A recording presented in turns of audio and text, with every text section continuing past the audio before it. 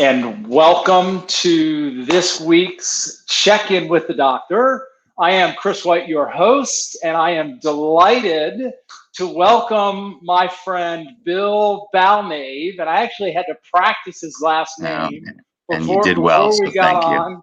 Bill, how are you, sir? Welcome. Doing great, Chris. Thank you very much. Feel very privileged to be here. So, well, that's nice of you it. to say, and I'm privileged to have you join. And I know it's late. It's getting late in the day for you. What is it? Just after 6 o'clock your time? So normally it would be. I actually happen to be in Germany this week, so it's 7 o'clock. But that's all right. 7 o'clock. Well, I appreciate. I don't know what time it is. It's whatever. So I appreciate you burning a little bit of quote midnight oil, although we're not quite at midnight oil. Not there yet.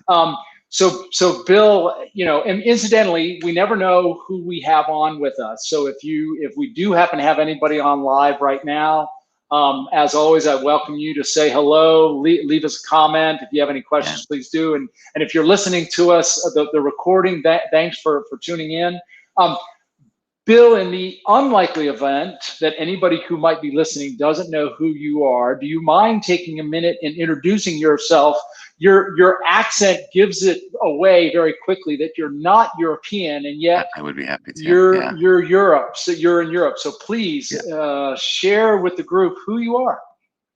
So I'm an SE. I'm Bill Balnave. I joined the ranks of technical selling professionals. I don't know. It's probably like 20 years ago, and I hate saying that, but it's true. And haven't looked back since. And it has given me the opportunity to work for a lot of amazing companies and live in some pretty cool places. London being one of them, and probably my favorite. So, which is why I ended up there. Yeah. And there's two things that you just said that I love. You use the term technical selling professionals. And just that alone is such an important concept, because I think a lot of people who enter the field don't really understand that first and foremost, that's our job is sales. How did you, and a lot of us have sort of different stories, right, about how we got into this technical selling profession. How did you find yourself in the role? Yeah, so my story, I was working in IT. At Ford Motor Company. And so a couple of things. One, to me, selling was those guys trying to sell cars, which there was no way in hell I was doing anything like that. Like, oh my God. I remember buying my first car and the whole process, and I just kind of didn't feel good after. Well, and the used car salesman is sort of what gives, that's like the epitome of the bad name, right? The bad rap on salespeople. Yeah, and spoiler alert, like I completely changed my attitude and embraced the discipline and art of selling and all that. So we can talk about that. But I was in IT, but I liked technology. And in IT, unless you're working for a technology company, and even if you are, like, you're not really that important. So IT guy at a car company, not important. That's I wanted more than my 30 years and retire and all of that kind of stuff. And one of the guys who worked for me and with me, one of the contractors who later actually went on to be a fairly big influence in my pre-sales career, was a guy who he left and he went to go be this thing called an SE at a company called Attachmate. And I'm like, what is that? Why would you go do that? Like, it doesn't even like selling, like what? And so, but we were friends, so we kept in contact and all that. And he basically was like, look, this is what I do every day. I get to play with cool technology. I talk to different people, all those things that we kind of complained about being in IT, the same thing every day, 9 to 5, blah, blah, blah. You never know really kind of what impact you have in the world and all of that kind of stuff. Like he was experiencing all the amazing things that we wanted out of a job. So I kind of roundabout basically ended up leaving Ford and got my first SE gig at Information Builders. And man, like I for the first time in 10 years, woke up in the morning like excited and nervous and scared to go to work. And yeah, it was very cool. Yeah. and didn't look back from there. Yeah. Well, and I think so many of us, when we sort of either land in the role or, sort of discover the role, so many of us realize that it's such a good fit and we'll never look back. Yeah. But also a lot of us sort of stub our toe early on, and there's some things that we have to sort of figure out along the way. So were there some things that you sort of stubbed your toe on, and some sort of hard lessons that you had to learn? Absolutely. So, and it's interesting. Side debate, and maybe this is something we pick up later on. I don't know. Like most SEs have been doing something before they become SEs, right? We don't typically hire an SE out of college, and this is one of those. Like, I wish I had known about this job at university, right? At college, and I wonder sometimes, is there a way to take somebody out of university? But because the aspects of the job for me that I thought that I needed to have was the technical side of it and the technical knowledge, and that's not what I needed at all. In fact, I've come to learn that that's really is kind of secondary to the job in a way, right? And of course, then I made all of the rookie mistakes that you make when you go into a role, right? I talked too much. I was too complicated. I didn't listen to the customer. It was all about what I knew and not what they knew. All of the things that when you see early SEs and they're doing these demos and they talk for 45 minutes and don't stop, you're like, oh my God. But there I was, big smile on my face, showing all the features in my product. And so. And was there a turning point for you? Was there a specific deal or demo or engagement where like lightning struck and you were like, okay, I need to change what I'm doing? So I remember the rep that I worked with at IBI, trying to coach me a little bit. Yeah. And that was okay. Yeah. But it wasn't until I went to Clarify, which was my next role, and I, nicely enough, it was the guy that I worked with at Ford. So Jason McCarge, I'll mention him. Jason McCarge, by the way, amazing leader, amazing salesperson, amazing technical salesperson. He was running the SE team, based out of what's called the Chicago branch, Midwest SE team for Clarify. And he's like, you got to come here. Like, this is awesome. Options, startup, all the, magical words. But he and the rep that he worked with were very disciplined in solution selling and had a very particular way about doing it. And I learned a ton. Like, that is what kind of revolutionized how I presented and demoed and acted in, and more than that, like how I acted in a sales cycle, right? And what I focused on and what we did. And it was huge. So a huge thanks to Jason for the opportunity here. I thought it was going to have, it was just to go join a startup and get some options and make a lot of money. Yeah. And it was actually a lot more than that. It was actually altered kind of my perception of the role and selling and all of that. And put me on the straight and narrow, so to speak. Awesome. Incidentally, I don't know. I know you have a few fans and friends who might be listening. So if we do have anybody listening that may have joined since we started, I always invite people to leave a comment and say hello or ask any questions. You mentioned the word early on, embracing sales. Is that really when you embraced sales, when you made that switch to Clarify? Yeah, when I kind of realized, like, there is, selling isn't something that you do because you can't do anything else. Because you're not smart enough to be technical, so you go do sales, right? Well, and the problem is I think, controversy alert here. I think, unfortunately, there are too many salespeople that get into the role that think it's just, I just do it naturally, and that's how I sell, and man, I'm going to be really good at it. And they aren't. Right. Because they don't embrace it as a discipline and as a profession and as a thing to do and something that you practice and all of that. And I think it gives kind of sales, a bad name. But that's when it was like, wait a minute, I need to practice. I need to have strategy. I need to think about what I'm going to say and not say, how I'm going to position. I got to think about who I'm talking to, right? What's the context? What does that person do? What will they care about? And, it has over the years, then I will tell you, morphed from this thing where I'm very technical about how I sell to it's very much like, look, at the end of the day, people buy from people they like. Everybody hears that all the time, but nobody really internalizes what that means. I think a lot of people don't internalize what that means. Yeah. And it just occurred to me, like, I have seen, and my dad actually was one of the people who was the best example of this.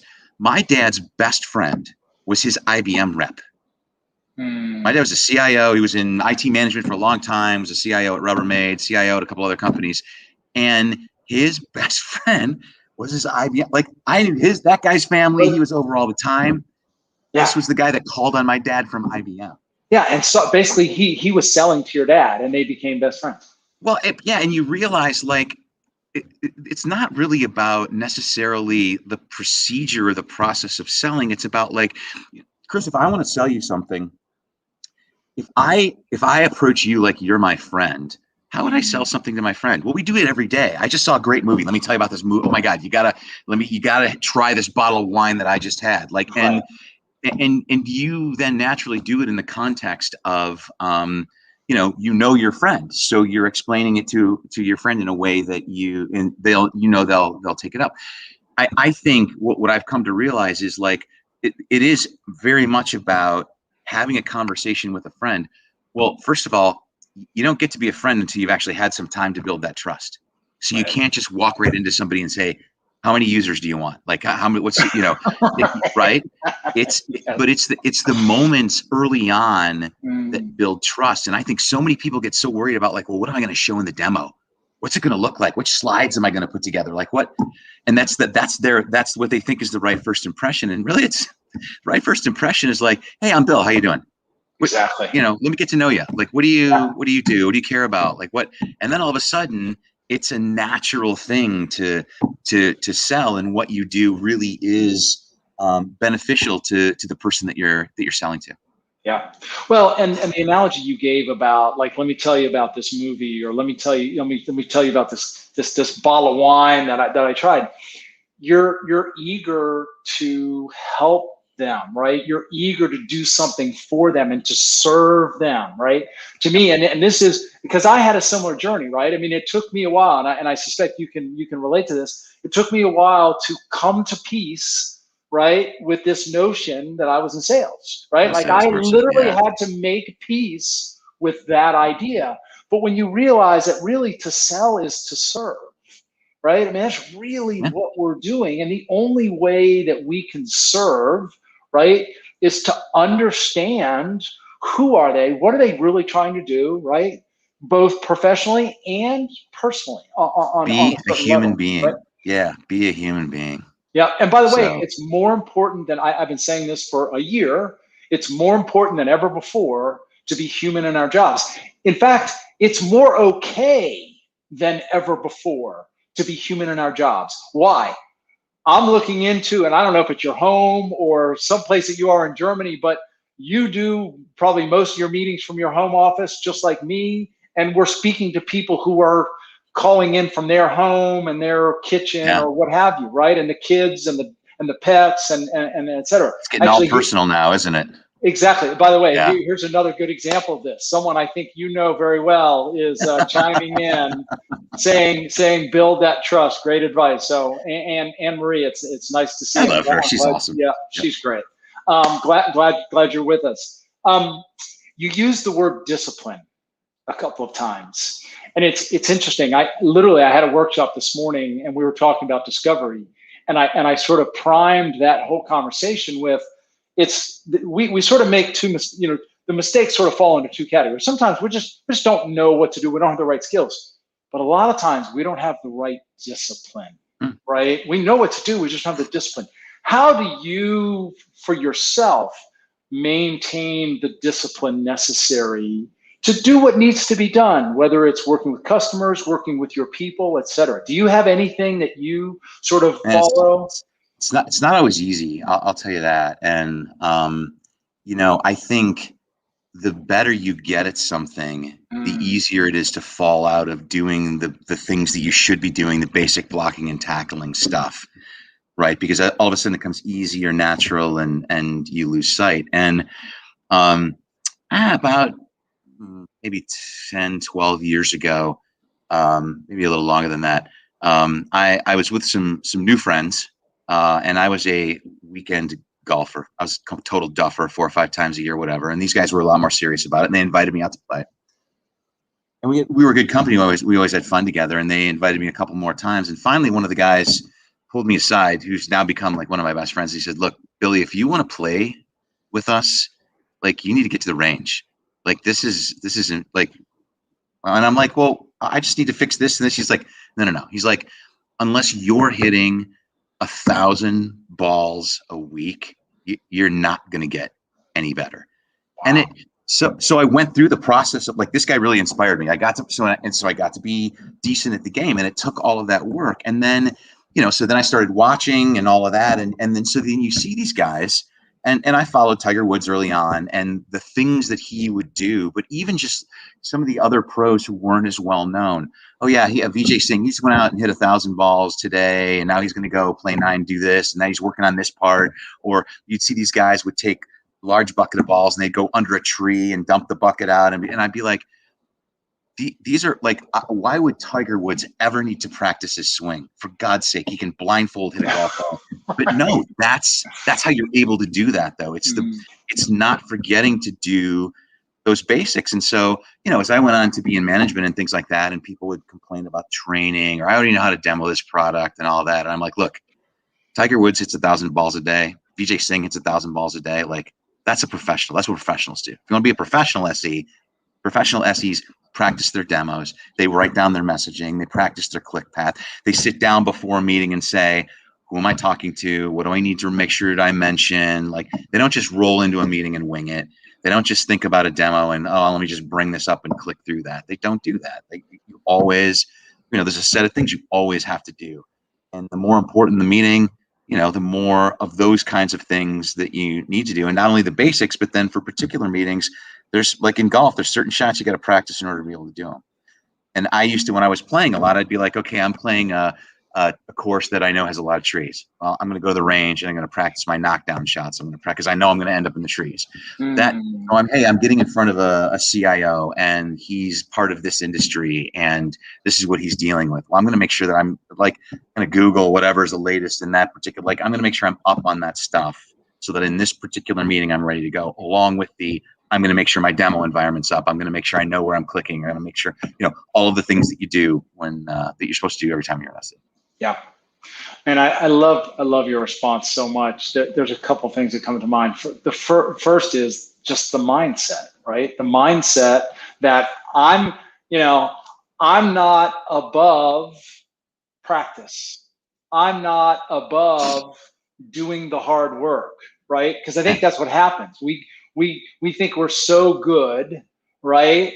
And we can just knock them down with our brilliance and our eloquence in front of the customer, right? That I can just show up and do my thing, right? So it's keeping yourself squarely. You're keeping your feet squarely on the ground, right? That, to your point, even the best of the, incidentally, in my workshops, I literally have when I talk about practice, which is, as you may recall, is habit number 4. I literally have about a 90-second video clip of Kobe Bryant talking about practice and why practice was so important. And one of the things he says in that clip is practice should be harder than Game 7. If it's harder than Game 7, then Game 7 is going to be a little bit easier. Yeah, is easy, right? Like you just beat the crap out of yourself. I can take anything now. Exactly.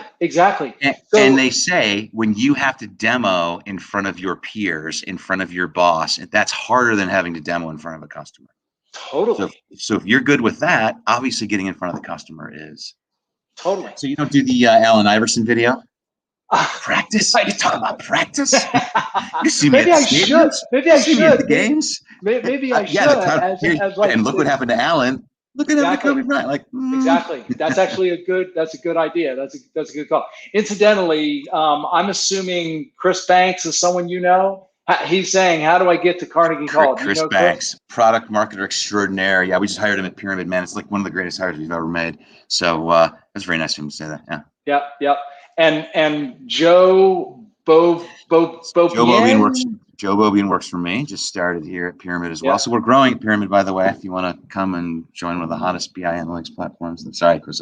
No, of course, man. This is honestly, all about we're going to need some of your help too. So yeah, because it this is all about you. discipline and all that kind of good stuff. So let's talk about that. You're now running a sales engineer organization. I think you technically call it solutions engineers at Pyramid. Talk about. There's a good debate, by the way, of like what should an SE be called? Sales engineer, solution engineer, Do you solution have consultants. an It's interesting. I always liked sales engineer. And then I forget where I was working or who I was working with, but somebody said, "Oh, well, engineer is like an official name, so you can't use engineer." Interesting. And then I'm like, "You can." Yeah, you can. I shouldn't have listened to that. That was bad advice. So then I was like, sales consultant. That just sounds like you're an admin. No, solutions consultant. That sounds like, but consultant is like not the right. Yeah. So I like sales engineer. Yeah. And I think. Go ahead. I'll tell you what I don't like: being called a pre-sales leader. Interesting. Why not? Because it's not pre-sales. First of all, it's sales, number one. And number two, after the selling's done, I'm not done with that customer. Of course, I'm not done.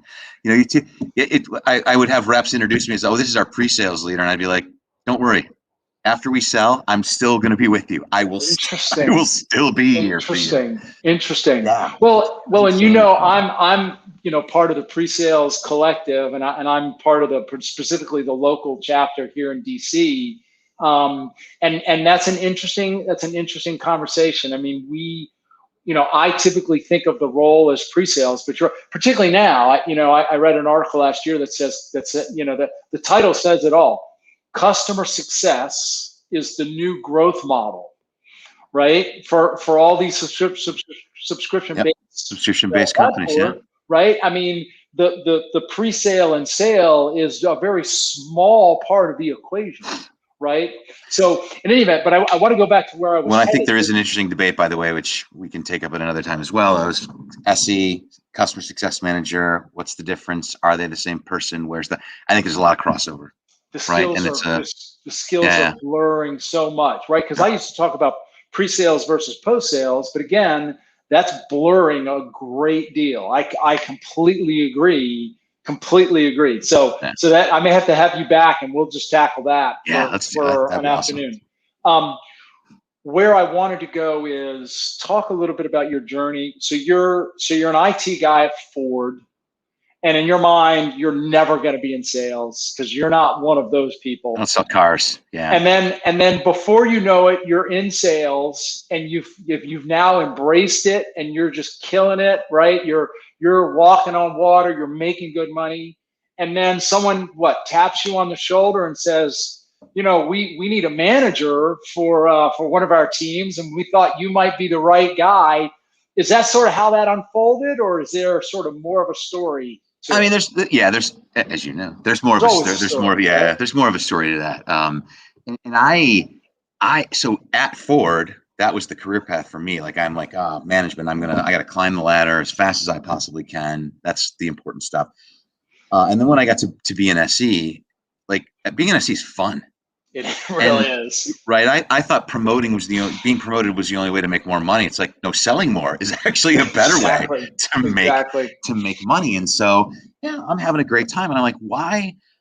And I see, my SE leaders have to put up with the stuff of management and the bureaucracy, the politics, all those kinds of things. And I'm like, that just isn't like, why would I want to do that? Why would I want to be the man? I don't want to be the man.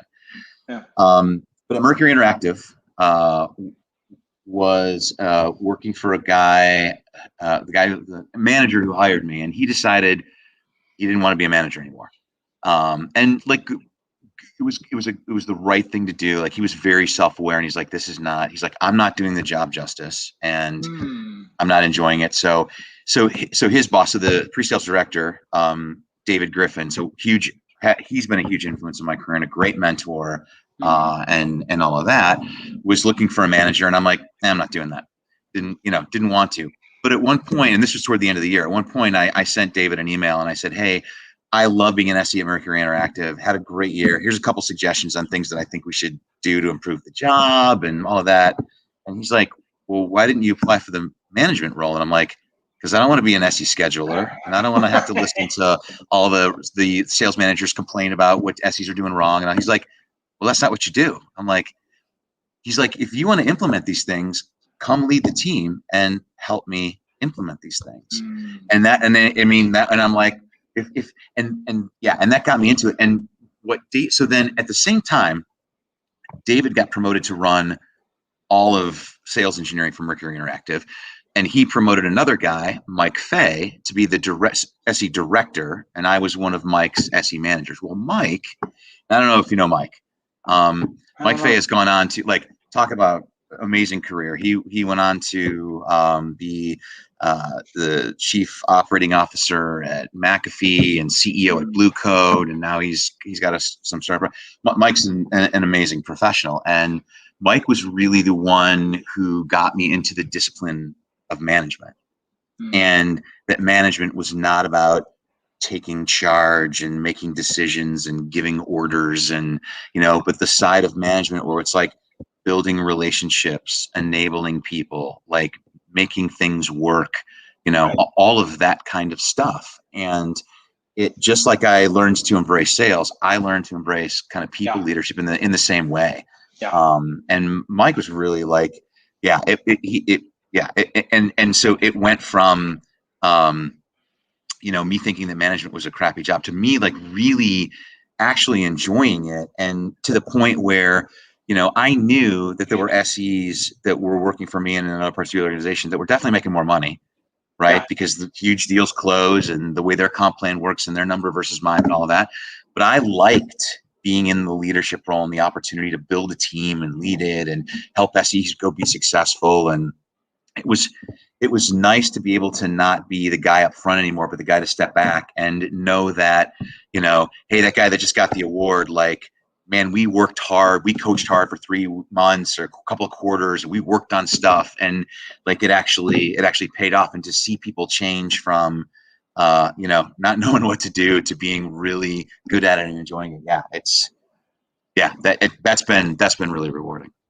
Well, and I think it's, if I can interpret it from my own vantage point, it's about impact, right? And it's about making an impact. Yep. And it's funny, when you said, being a sales engineer is fun.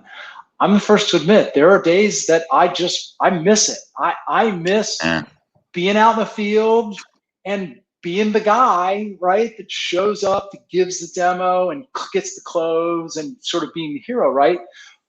And I know for me, when I really felt moved to make a shift in my career, it was because to your point, I felt like, look, I could continue to do this and I could do this for the rest of my career, right?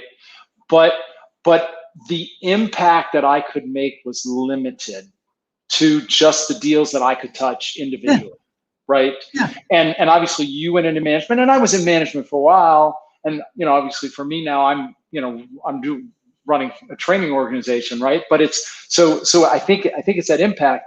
And I think a great message for anybody who might be listening to this either live or in the recording, who might be a little bit early, let's say in the first decade of their career, right? I think one message is, look, there's nothing wrong with going after the money, right? I mean, there's nothing wrong with being, not at all. But you get to a point where you're making enough money that, making another 50K or 100K can't outweigh making more of a contribution, right? And making more of an impact. Yeah, it's interesting. And there's a book I'm reading now where it talks about like the motivations of a job versus like the hygiene of a job, right? And it, money you think is a motivator. A lot of times that's just the hygiene part of the job. It's not the actual, like, the motivation is what kind of impact that I'm making.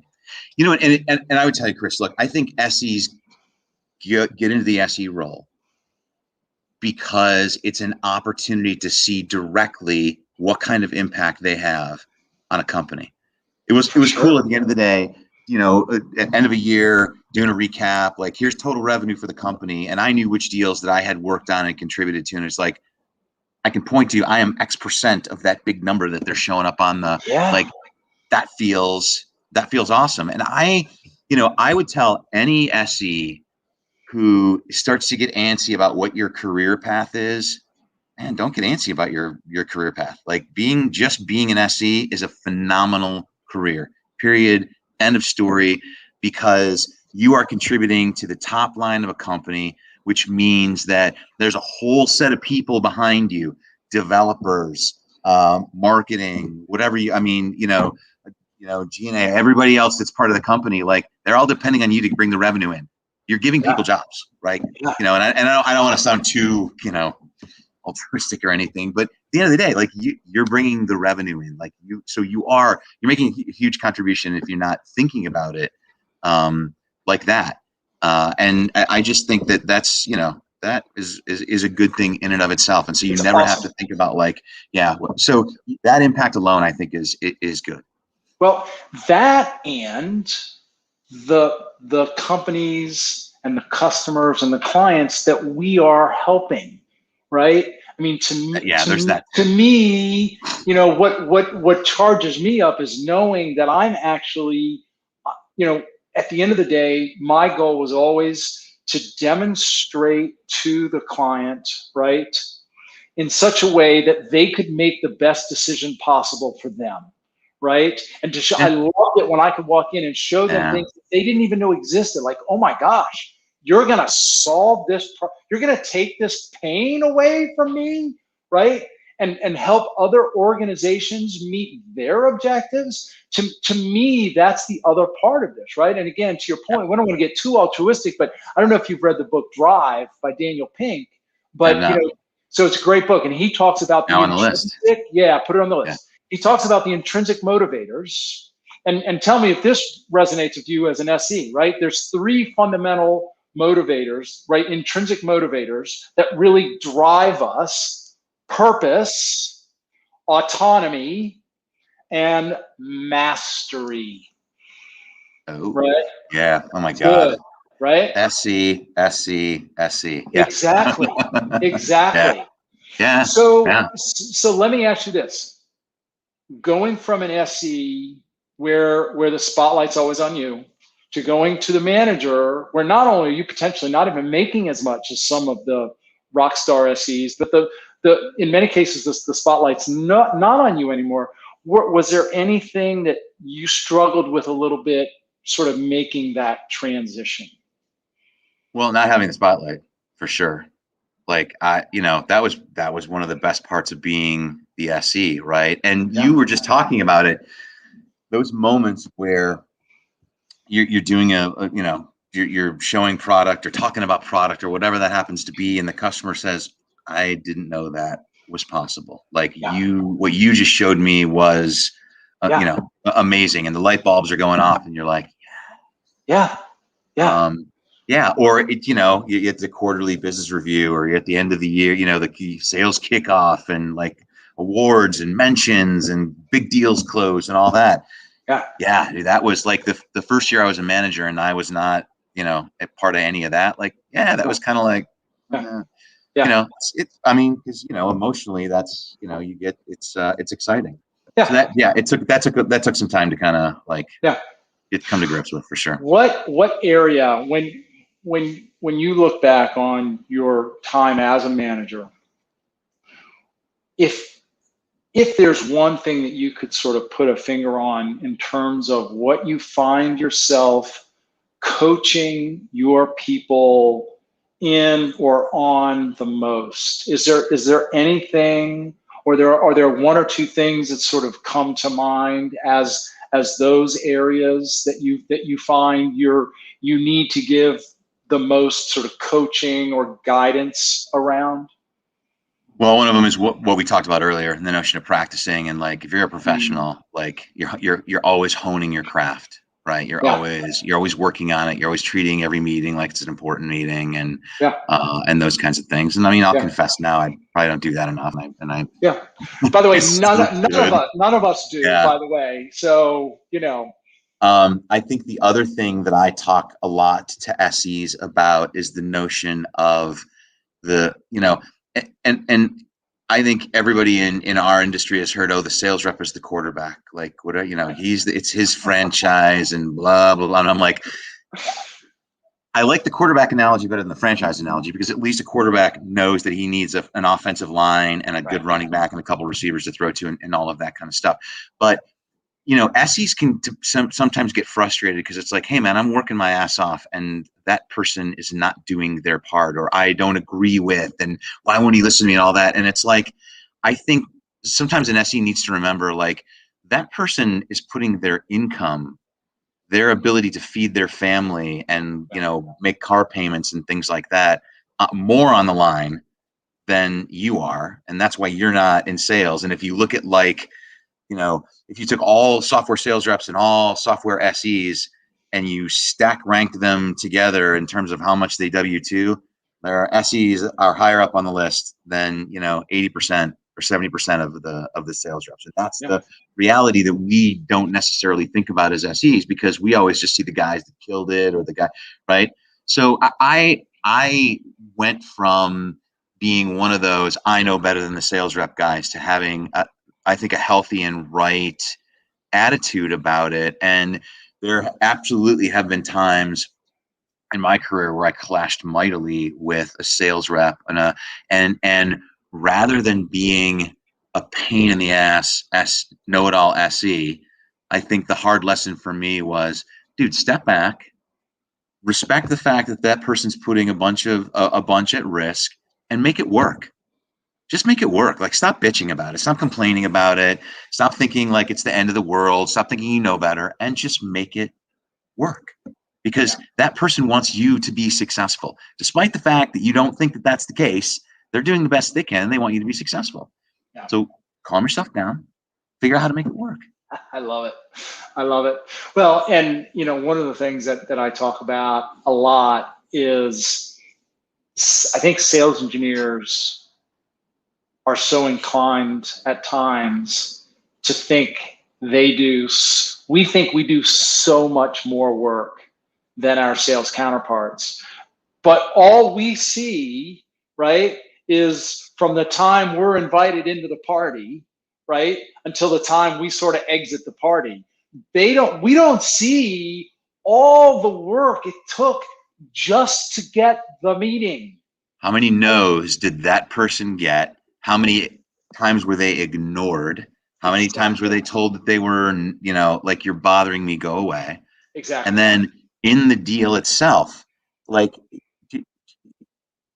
walk, take a couple of steps in your sales rep shoes. And, like, I've been on some of those contract negotiation calls, and I'm like, oh my gosh, how do you deal? Like, how do you deal with that? I don't, like, you know what I mean? So I'm like, thank God that's you standing there, putting up with all of that craziness, so that we can get a deal done, so that my demo was worthwhile, my PLC was worthwhile, and we get paid. Exactly. Yeah. And by the way, they are guilty until proven innocent, right? Because they show up with commission breath, whereas they're not even human. Yeah, exactly. They're not even human beings. That's not a human being. You're right. We're the human beings. They're whatever. Like, they don't get and that's awful. So I have to admit, I'm delighted with your response to that question, because I was sort of guessing where you might land. I had a feeling it might have something to do with the partnership with sales, or maybe discovery, or maybe sort of the prep and practice and all that, or maybe the demo. And I was wondering if it might be the partnership is the area where you find yourself. In sales, they talk about the most important relationship being with the customer. It's not. The most important relationship in software sales is between the salesperson and the SE. Yeah. It's because there's so much magic that can happen there. When that works, oh my gosh, like, it's just a great thing. And when it doesn't work, you can't sell. You can't. Yeah. And by the way, everyone's miserable in the process. So yeah.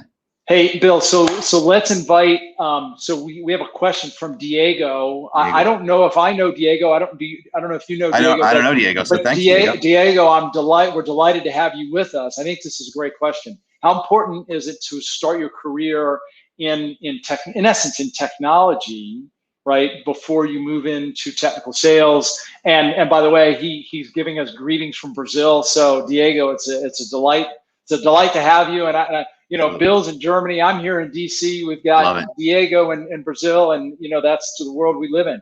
Now, I have an opinion, but before I share mine, I'm dying to hear yours. What do you think That's very about nice his of you. question? Yeah. I would tell you that some of the best SEs that I have worked with and hired, no technical background whatsoever. I would tell you one of my best hires, and I hope one day she listens to this. If she's not on now, and I'm sure she's not, but like was somebody who did not have a technical degree, had a basic Bachelor of Arts in business, was a finance person, and I hired her to run the technical SE team. Not the I'm the SE doing the demo, but I'm the SE that's responsible for building out the demo environment. Yeah, like the demo engineer, right? Exactly. So from not technical to really super technical.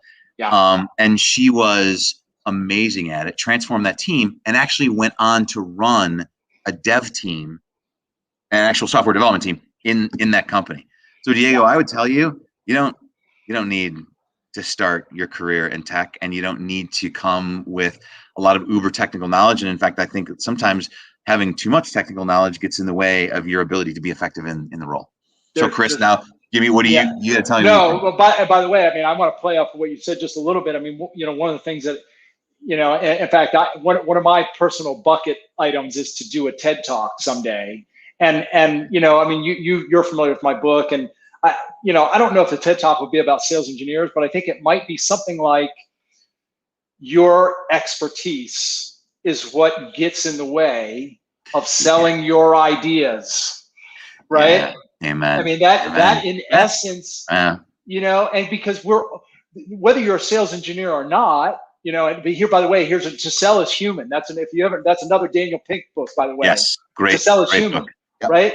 And we're all selling something. In most cases, we're selling our ideas, right? But usually it's our expertise that gets in the way, because we deliver a PhD version of, what a fifth grader needs to hear, right?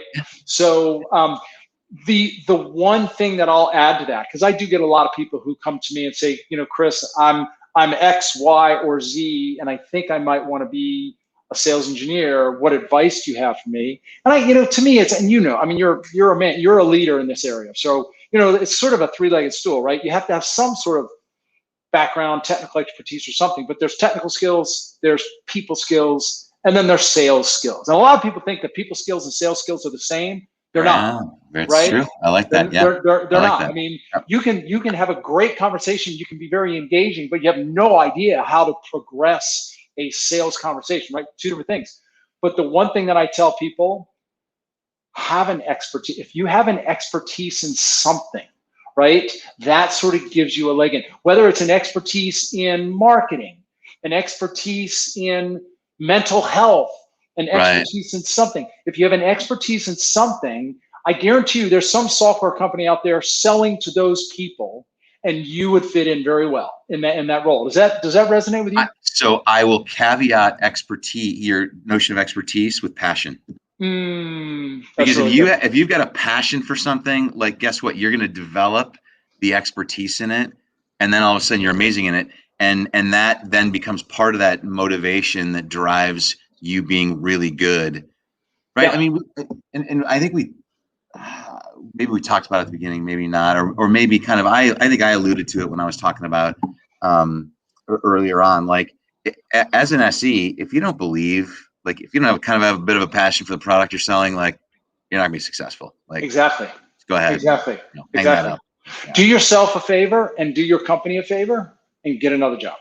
Yep. Right? Yeah. Exactly. Yeah. Like, if you can't honestly and sincerely speak passionately about the problems you solve and the solutions you can offer, then don't try to fake it until you can make it. Exactly. If you're trying to sell a bottle of wine that you yourself wouldn't drink, exactly. Don't do it. Exactly. Yeah. Go to beer. Yeah. So another question with a caveat, actually, from Carrie, which I'll bring up in a minute. What do you think should a great handover between SE and a rep look like before a customer meeting? Often feel like there's a lot of room for improvement here. And then Carrie Sokolsky, Carrie, I hope I said that right. He's a coach. He's a pre-sales coach. He's going to be my guest here soon. Nice. And he said he said rather than handover, it's sort of meeting prep and discussion, which I agree with. What, and again, I have an opinion, but what's your vantage point on this, Bill? So look, before going into a customer meeting, like I would tell you that the ideal is that you and the rep have a secret language, a code, whatever, like, you know how to communicate with each other while you're actually in the meeting, so that, you know, you can play off each other, right? And it sometimes it sounds goofy, and folks kind of shy away from, like, I don't really want to, but honestly, to be in a meeting and not be coordinated, so that either, you know, the rep says, hey, show this, and you're like, I told you that wasn't going to be a good thing to show, or you say something and the rep's like, no, we're not trying to sell that, like that, it's the worst thing.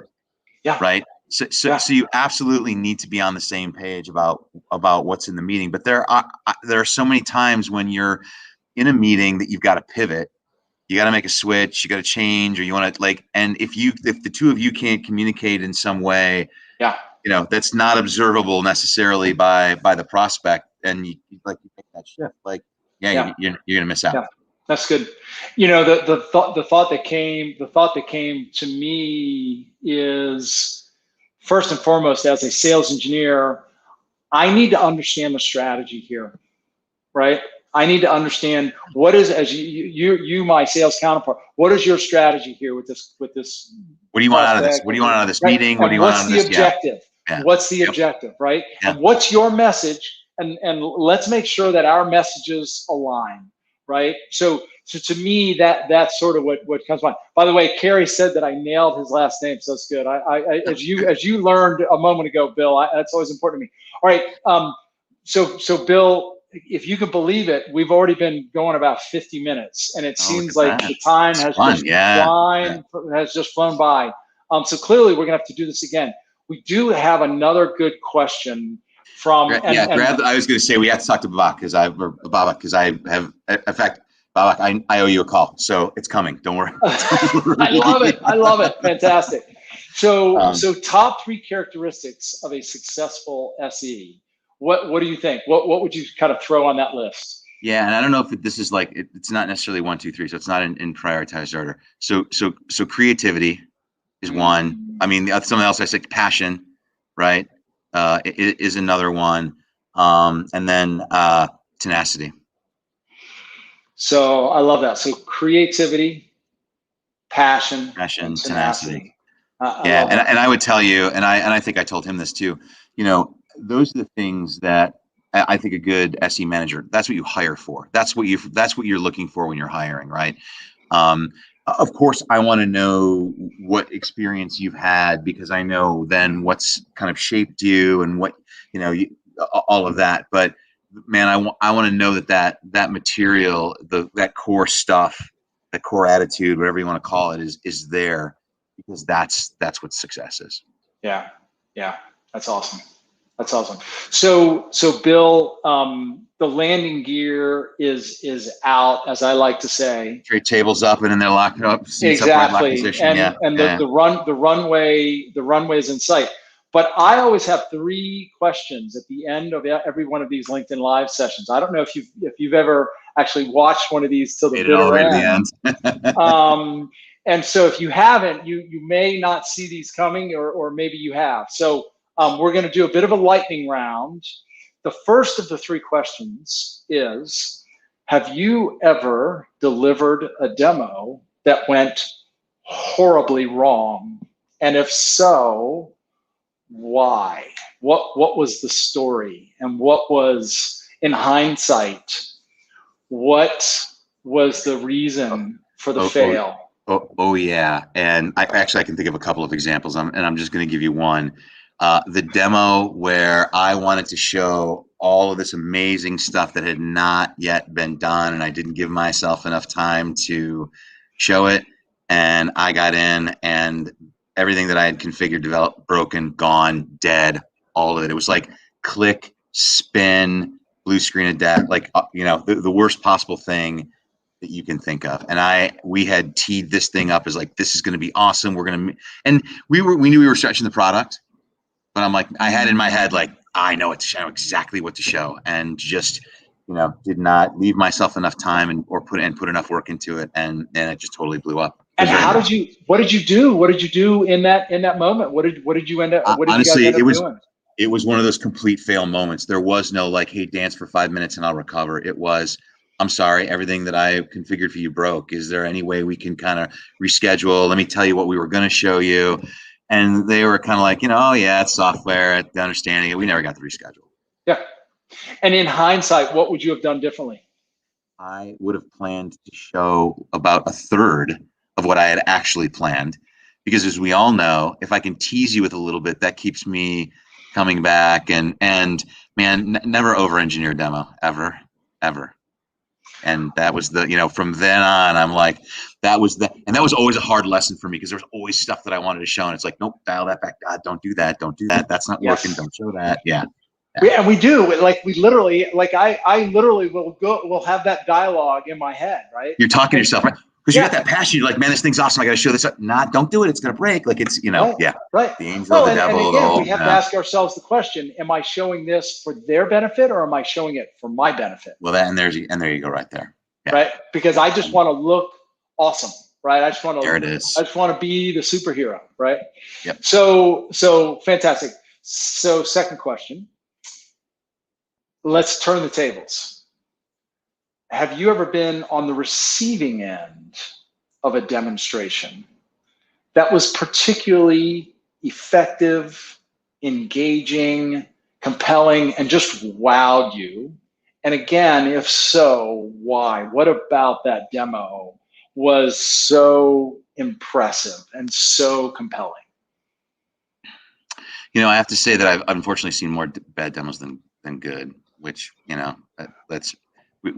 have a lot of work to do, Chris. So, by the way, I hear that a lot. I have to admit, I hear that a lot. When I ask this question in this setting, but honestly, I have, and I happened to be in a position where I was, it wasn't my budget, but I was a significant influencer. It was my boss's budget, and it was weird being, selling for so long, and then all of a sudden you're in kind of the buying position, but here I am thinking like, okay, I know how to demo, so this thing better frickin' rock. It did. It was way better than I thought it was going to be, and you could tell like the person delivering the demo, she, seasoned veteran, prepped, knew what she was talking about, knew what our need, like, just totally nailed it, and it was succinct and to the point, and it didn't stray. And I think I even threw a couple of questions that I kind of intended to, hoping to kind of break things up. And she took one and appropriately parking lot the other one. And I'm like,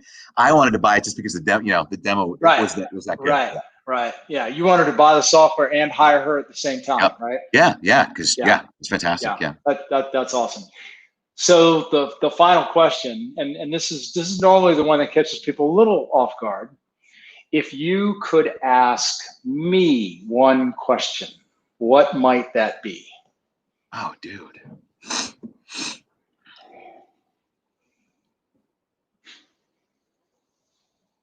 You stumped me.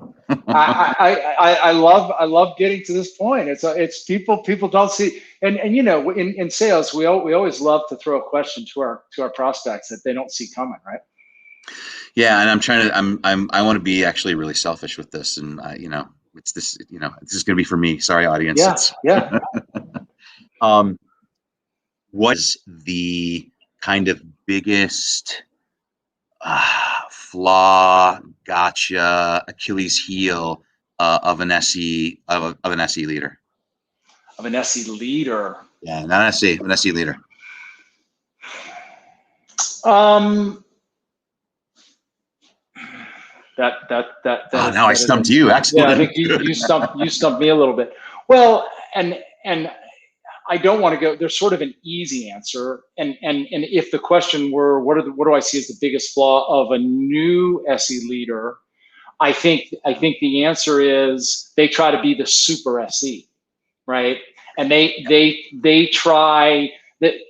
To them, management just means I'm now going to involve myself in every single deal and in every single demo, and they just burn out, right? And they don't take a step back.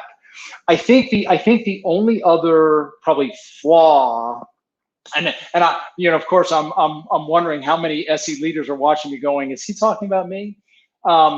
But you talk about me. I mean, I want to know, like it. Well, I think a lot of SE leaders, to be very transparent, a lot of SE leaders, when I talk to them, I think they think I know it all. I think a lot of SE leaders think that they already there's a reason they were successful, and there's now in their role as an individual contributor, and there's a reason now that they're an SE leader, and a lot of them I talk to think they know it all already, and they if they need help from someone like me, it's only because they don't have the bandwidth, right? It's not necessarily because there's something new potentially to learn. That's Chris, that's fantastic. I would agree with you 100%. I think that I'm probably, guilty of that to a degree. And I think you have to remind yourself, what got you where you are is not what's going to get you to kind of the next place.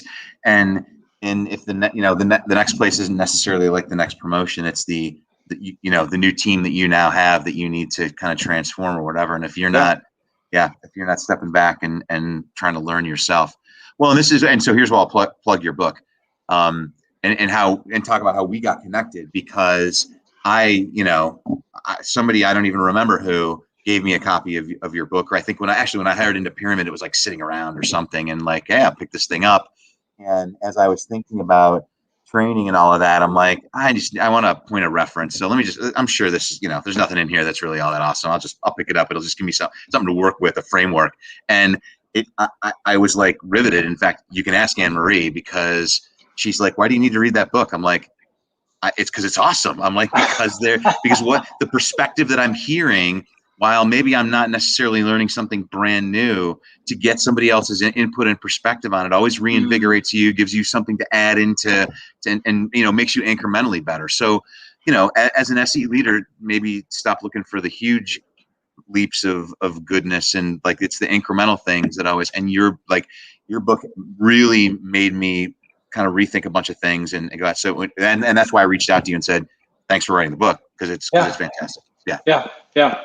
Well, Bill, I can't tell you how much I appreciate those words. And what I think what means the most to me is, I remember when we first talked, you said your book inspired me, and if nothing else, just hearing that from you and anybody else, just that inspires me and encourages me to continue to do what I'm doing. So for sure, man, keep doing it. So, hey, man, we have gone just about an hour, and regrettably, we have to end at some point. Bill, I can't tell you how much I've enjoyed this. I am certain I'm going to have you back, Good. And we might have to do this, once a quarter, and just pick a topic and kick it around. For anybody who might actually still be with us, thank you so much for hanging around. This has certainly been a lot of fun for us. I hope it's been fun for you. Sure. Bill, I always invite my guests to just sort of say a closing word, and where can people, obviously they can find you on LinkedIn, but any closing thoughts from you? Look, this is really one of the greatest jobs, I think, in the world. I think you and I mentioned that whole like rock star thing, where at one point my kids asked me like, Dad, I thought you wanted to be a rock star. And it's like, being an SE, it's a lot like being it's really like, it's just, it's so, I'm glad I did it. For those of you who are just getting started, embrace it. It's amazing. For those of you who are in it and have been in it for a long time, grab others, bring them along. Like, it's just a fantastic and amazing community. Yeah. Awesome. Chris Richardson dialing in. Good to see you. Anne Marie, obviously. Joe, good to see you. Glad you guys hung around. Yep. So Bill, thanks again, man. This has just been a great deal of fun, and we will certainly do it again. Good. Fantastic. All right. Take care, all. Take care. Everybody. Bye-bye.